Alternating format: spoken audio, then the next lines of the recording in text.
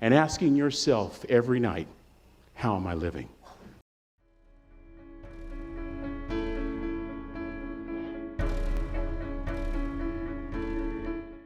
The wisest person I ever met in my life, a third grade dropout.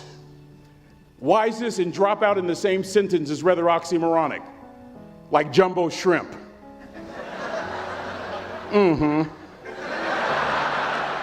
Like fun run. Ain't nothing fun about it. And it's not oxymoronic for me to say third grade and dropout. That third grade dropout, the wisest person I ever met in my life, who taught me to combine knowledge and wisdom to make an impact, was my father. Left school in the third grade to help out on the family farm, but just because he left school doesn't mean his education stopped. Mark Twain once said, "I've never allowed my schooling to get in the way of my education."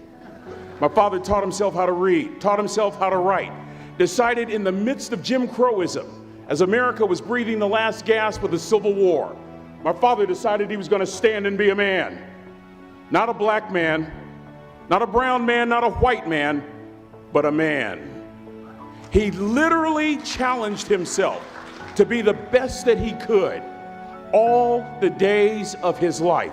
My father gets a job as a cook, a simple cook. Wisest man I ever met in my life.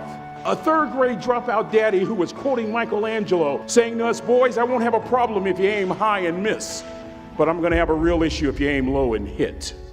I learned that from a third grade dropout. Another lesson from this third grade dropout. Son, you'd rather be an hour early than a minute late. We never knew what time it was at my house because the clocks were always ahead. My mother said for nearly 30 years, my father left the house at 3:45 in the morning. One day she asked him, "Why, Daddy?" He said, "Maybe one of my boys will catch me in the act of excellence. I want to share two things with you." Aristotle said, "You are what you repeatedly do."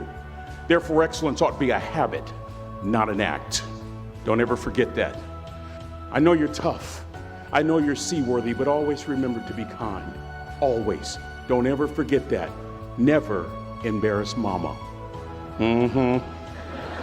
Yeah. If mama ain't happy, ain't nobody happy. If daddy ain't happy, don't nobody care. But I'm trying to tell you. John Wooden coached basketball at UCLA for a living, but his calling was to impact people. And with all those national championships, guess what he was found doing in the middle of the week? Going into the cupboard, grabbing a broom, and sweeping his own gym floor. You want to make an impact? Find your broom.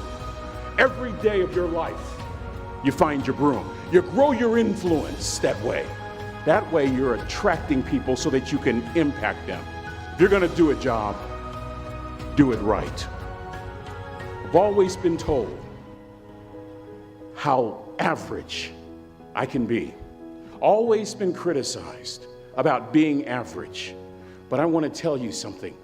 I stand here before you, before all of these people, not listening to those words, but telling myself every single day to shoot for the stars, to be the best that I can be. Wisdom will come to you in the unlikeliest of sources, a lot of times through failure.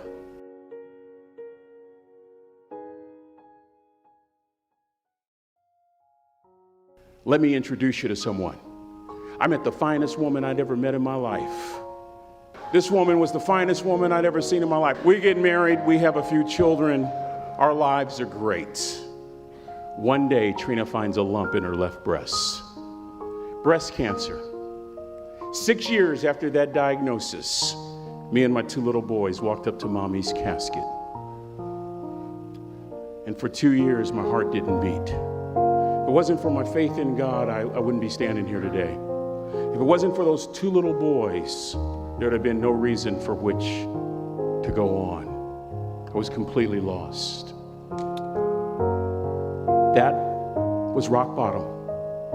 You know what sustained me? The wisdom of a third grade dropout. He said, "Son, just stand. You keep standing. No matter how rough the sea, you keep standing. You keep standing. No matter what, you don't give up." I learned that lesson from a third grade dropout. A question that I was asked all my life by a third grade dropout. How you living? How you living?